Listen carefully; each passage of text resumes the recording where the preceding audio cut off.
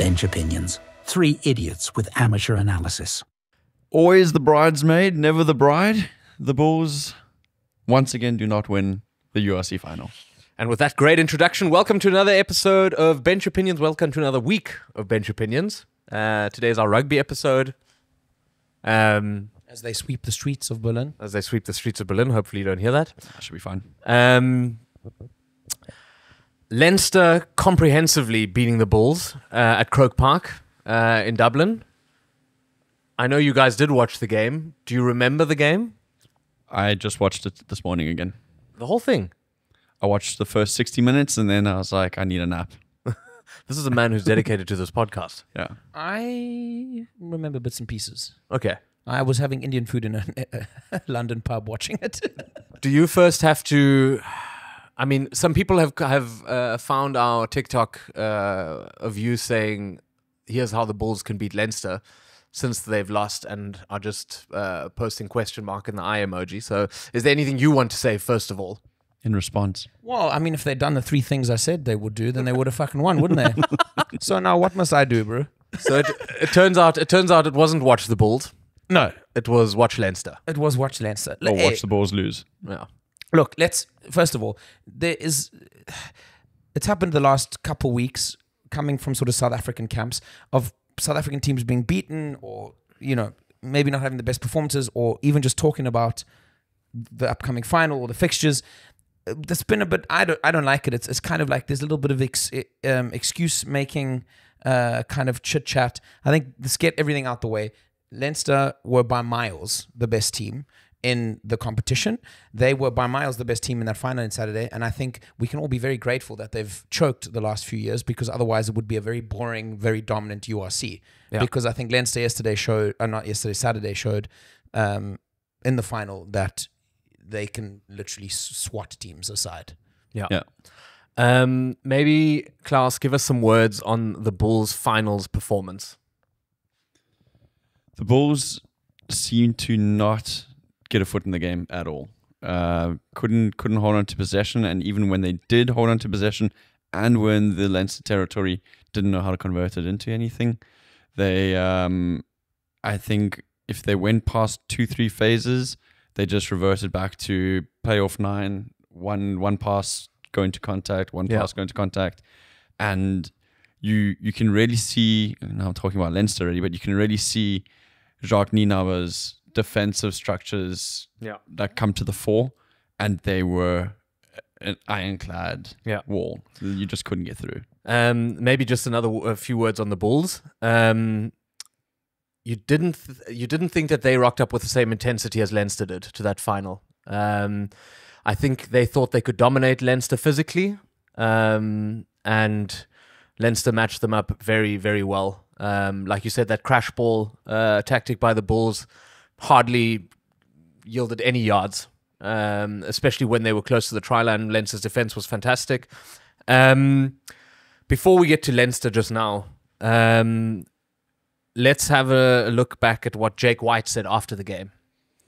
Jake White has come out and is, you know, in a sense, he's saying, "Oh, I'm not complaining about it," but he is complaining about it. He's saying that playing against Leinster is essentially playing against Ireland. They've got more financing, or more international superstars, more this, that, the next thing, and it makes it nigh on impossible to beat a team with what he says is a normal franchise team in the Bulls. Well, look at the Sharks. They've got the similar setup and they can't do it. Yeah. So you got to give credit to Leinster that they actually have a coach who's able to utilize the firing power that they do. You look at a Toulon or Toulouse or what's the other, Bordeaux. They've also got international superstars. Yeah, it's just some teams are manage to attract it through the staff that they have in terms of coaching staff, or through financial means, whatever the case may be. They have them, and they're utilizing them well. Yeah. Dom, what do you think the players' reactions will be when Jake White, the Bulls players, when Jake White sits in that press conference after the game and just says, I've coached the best players in the world. These aren't them. Where do I go from here? My knee jerk decision was more my knee jerk reaction was exactly this question. It's like, you've just had a group of players go through a very long URC season for you, as well as playing in the Challenger Cup and whatever they are, the first Champions Cup, I think, and then Challenger Cup, right? They played. Yeah. Was it this year? They got knocked out and then played Challenger. Yes. Correct. Yes. Yeah. So these guys have put the, and rugby's not a piss about. I think these guys are tired. They've put in hard shifts, and I just think it's distasteful. I think it's distasteful anyway, in the sense that, what's the point then? If you're gonna, like, if you genuinely believe you can't compete, what's the point? I call his bluff a little bit. I think it's way too convenient. I think that's low hanging fruit for a coach to come out, because you can't. I just find it hard to believe that Jake White really believes he just simply cannot compete. I think he was beaten on the day by the best team in the competition, and you're going to win some and you're going to lose some. Yeah. I also think when you're looking at the context of South African rugby, the Bulls have always, and this until Sharks got their outside investment, the Bulls have always been miles ahead of everyone else financially. Yeah. They've always been the biggest brand in South African rugby, and they've always had the best means. So his core there and his base within that Bulls franchise is a very, very good base. Yeah. And the irony is, right off the back of his comments, he about Leinster, he goes and announces like 4 pretty big signings. Well, Pollard had already been announced, but you've got Paul de Vet coming, you've got Jan Saffontein coming back, and then there was a third name, also someone who's played Springbok rugby, I think van Rensburg, I think his name is. So you're saying we don't have the means, how are we supposed to compete? And you go out and make pretty big signings. Yeah. So in that sense, hey, maybe it's good, because he's now laid down the gauntlet for himself. He said this is what we need, and now they've gotten some pretty good players in. And hopefully, Jan Saffontein, I'm very excited to have him back in South Africa, because I think he's someone that boggles my mind how he hasn't had more of a say in a Springbok jersey. The fact of the matter is he's gotten to 3 URC finals and he hasn't won any of them. Yeah. Those are the facts, right? So, And they weren't all against Leinster. and they weren't all against Leinster. So you got to also then say, like, and some of them were at home, right? So you've got to start saying, like, well, if we've been joking about Leinster always choking and not managing to win anything, well, maybe we need to start talking about the Bulls being the same, 3 rows. Was it at home?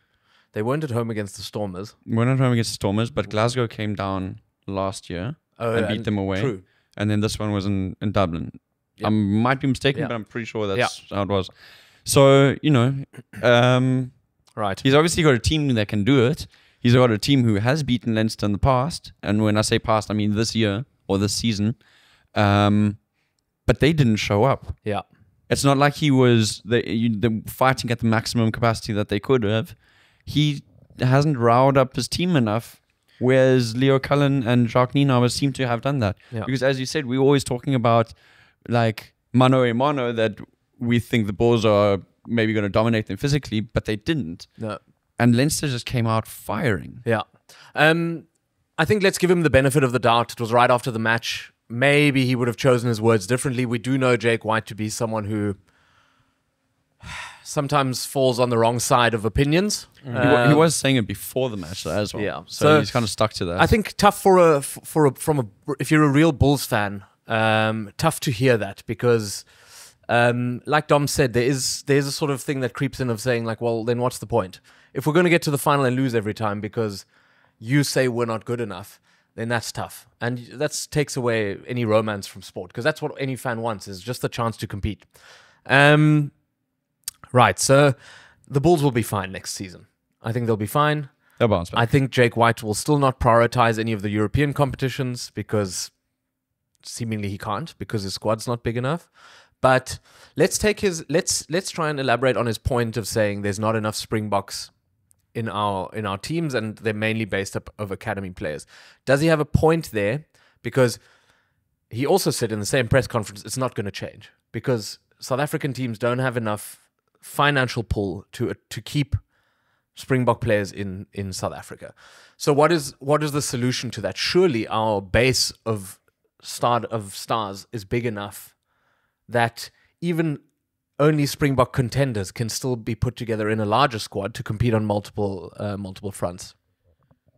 I think, I don't know, it's just 2 questions. Is it the solution you need, or is it the solution you want?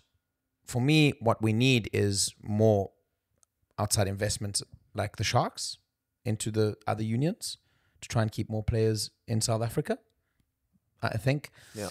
Do I want that? Do I think that that's good? That kind of South African rugby, just to compete, is, I'm not going to call it hijacked, but is kind of very much like invaded by outside forces, like the Sharks have been to a certain degree. I mean, the problem is the Sharks, for me, just haven't gotten it right. So that's why I'm a little bit like anti it. Yeah. You know, I think if the foreign investment had come in and they'd gotten the team working and really functioning and they'd gone on to win this thing, I would have said, let's hope we get American investment in all the franchises. Yeah. But I don't see how we get over this hurdle that Jake White has pointed out without being able to financially keep the players there.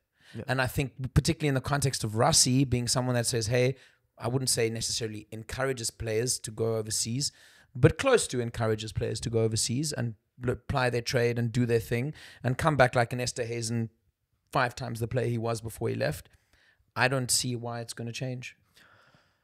But surely there's a problem with saying we need more Springboks in our team, because unlike Leinster in Ireland or what might happen in Wales now, we don't have one union that the whole country feeds.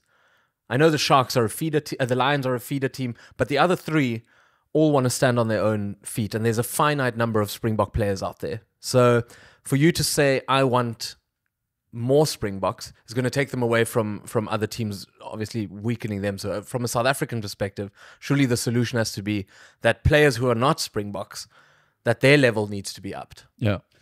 Well, the question is, how do you get there? And that's why I'm saying you have to look at it holistically and say, okay, how do we keep the squads as strong as possible to get as good as possible? Because I think maybe that's what Jake White was sort of alluding to, and it's maybe something that's made it a bit tougher for teams in South Africa with the Currie Cup losing a lot of relevance in terms of its level as well, is how do you bridge the gap between your guys that are not Springboks, you know, and the Springbok players, and holistically build better squads. I mean, we spoke about it once, I think, in the podcast, I think all of us, where we said, you know, one of the players from the Sharks said, oh, well, when the Springboks are out, we look at how can we match their levels, you know, when they're gone. Yeah, and I guess that's what you're trying to do, and that's, you just have to keep more. We just can't have a case of players just because they maybe don't have a shout of being Springboks now, you know, or maybe thinking they're not in the shout or not in Rassie's plans, because that's what usually happens is you feel like players kind of get into the sort of peak performance, peak fitness, and get to the peak of their careers. And then I often feel like it's a roll of the dice. If they feel like they get into the Springbok setup a lot of the time, they will stay 2 or 3 years longer. That's kind of my feeling on it. It is what happens, because if you don't get into the Springbok setup, you need to now prioritize making money, because exactly. And how do we stop that from happening so the squads generally maintain a higher level? Yeah. When you look at the likes of an Ireland or the likes of Scotland, for example, you've got such a small pool of players that you're selecting from. We don't have that problem. We've got hundreds and thousands of kids coming through the system and going through the system of like a varsity cup, which is pretty high going very well, rugby, right? But then between that part and the academies and moving over to like franchise rugby, we seem to have like a massive disconnect in terms of maintaining the trajectory of that development, whereas they don't seem to have that problem in Ireland. Yeah. And they don't seem to have that problem in Scotland either. You know, they don't have other tournaments. They've got URC and they've got the European Champions Cup / Challenger Cup. Yeah. So they are arguably exposed to even less rugby, and yet they're able to maintain a certain quality, whereas we don't have that problem, and yet we're not maintaining that. Yes, we're losing players overseas, but we're maintaining enough players, and we're not maintaining enough players of quality to. So for me, it's like, are we maybe losing too many good coaches? Because you look around the world, and there's a lot of South African coaches coaching big teams. Jacques Nina, Leinster, Van Graan, what's his name? Franco Smith, Venter, Johan Ackerman. Yeah, there's a lot of phenomenal coaches out there. Absolutely, yeah. And then you've got your plum tree at the Sharks, who with the golden goose right there is not able to lay any eggs. I mean, just to play devil's advocate, it will be interesting to see though because it seems like Ireland, the Irish Rugby Union have kind of picked this model with the main goal of, not the main, but one of the key goals being how do we improve the Irish national side. And I think for us, the fact is it's reaping, the way it works now is clearly reaping rewards because our national team is extremely strong, you know. And we spoke about it once as well when we broke down the different nations and the feeling about like, you know, do you keep everyone a little closer to home like an umbilical cord style, or do you let, in South Africa pretty much they're forced to do it, almost let these teams run loose and do their thing so they can just become commercially their own going concerns and be run like businesses, and then Rassie goes, cool, churn out players, I'll do the rest at Springbok level. And I guess for now, at least we can say back-to-back World Cups. Yeah. Clearly something's working. Yeah. And let's see if the Irish, you know, the Irish rugby team does take another step in the next 2 years. And I don't think we lost the game on Saturday because we don't have enough Springboks in the Bulls side. I think that's what point, we're right? getting to. Yeah, that I think it was probably, you know, we'll have it with other sports teams as well. Everyone who's a fan knows that sometimes your team just doesn't rock up for a final, and that's what it felt like. You know, they were just, and it was that a long season. It could be that Leinster just were on a different level completely. But I thought that during the season when they did play each other, the gap wasn't as wide, and it's just about rocking up on the day and doing the things right. A couple of key players missing for the Bulls. And let's just take a step back as from a South African point of view and look at our time in the URC and actually see how successful South African teams have been. The Stormers have always done well. The Bulls are always in finals. The Sharks struggle, but they won the Challenge Cup last year, so there's positives there. So there's probably still a little bit of teething issues. But all in all, I think still a positive result. I think one could probably put it down to maybe a little bit of emotion and maybe even a poor choice of words by Jake White, but it is probably deep down what he feels. Yeah. But I don't think you can say that to the press right afterwards, because you really do your players a disservice and you kind of back the fans into a corner. South African franchises have done well. It's 3 teams in the playoffs, 2 in the semi-finals, 1 in the final. Yeah. I mean, that's a solid result. It's a very solid result. It's the best result in terms of a nation performing in URC. The Lions obviously lacking a little bit, but hey, who knows? Maybe they can also turn around one day, make a bit of a resurgence. They seem to always be in a building phase. we're looking for a new title sponsor.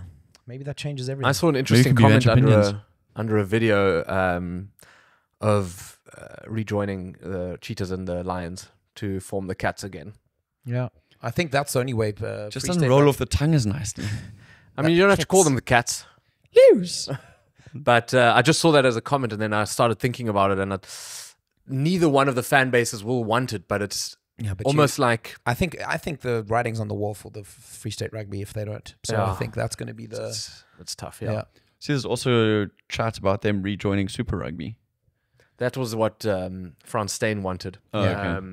But it's just, I mean, the fact that they don't play European matches in Bloemfontein and that they don't have any major competition that they're in just means, listen, if hypothetically they were to rejoin, if you had every alternating match in Bloemfontein and Joburg, I think that would do wonders for Bloemfontein rugby again, because just to have that sort of that level of rugby back and listen, and the player pool, it just becomes infinitely bigger. All respect to Lions fans, I'm one of them, but if the stadium is going to be that empty every week for the Lions home games, then, and I'm telling you, Bloemfontein, they'll come out in their droves. Oh yeah, and I think and they'll drive onto the field with their motorbikes, with their Harleys, Harley Davidsons, exactly. The Lions, they're literally being dragged into the abyss with that stadium. It's like a ball and chain around their ankle. Yeah. All right, let's talk about Leinster, because they definitely deserve a lot of plaudits. And I've thought, for me, the most impressive thing watching the game was how well they scrummed. They dominated the Bulls. And especially Porter was very emotional and very fucking psyched. Yeah. He's like, I'm going to take on this behemoth of Vocalo, and they sort of, it seemed like they knew what the ref was going to blow, and they knew what they could get away with, and they absolutely took them apart, which I did not expect at all, because that Bulls scrum is filled with very, very good scrummers. Yeah. No, they did their homework. They listened to what the ref said in the locker room beforehand, and that's like 9/10 of the law. If you're not going to play to the ref on the day, then you're already going to be on the back foot. I think the biggest compliment you can pay a team in a final is when, especially if obviously, of course, when they win, is a polished performance, and they were polished. I mean, obviously they had the flair of the boys. They've got flair players as well, but it just never seemed like it seemed so clinical and like well structured, and that, as you said, they did their homework. Nothing seemed to be by accident. How was Bowden Barrett's performance? Yeah. Yes. Bowden Barrett, the guy who didn't actually play. You mean Geordie Barrett? Geordie Barrett. Don't worry, Jake Smith. Jake White. Jake He White. said the same. He said the same thing. He's like, it must be nice having Bowden Barrett on the field. And I was like, I don't think he played. Geordie Barrett played very well. Too many Barretts.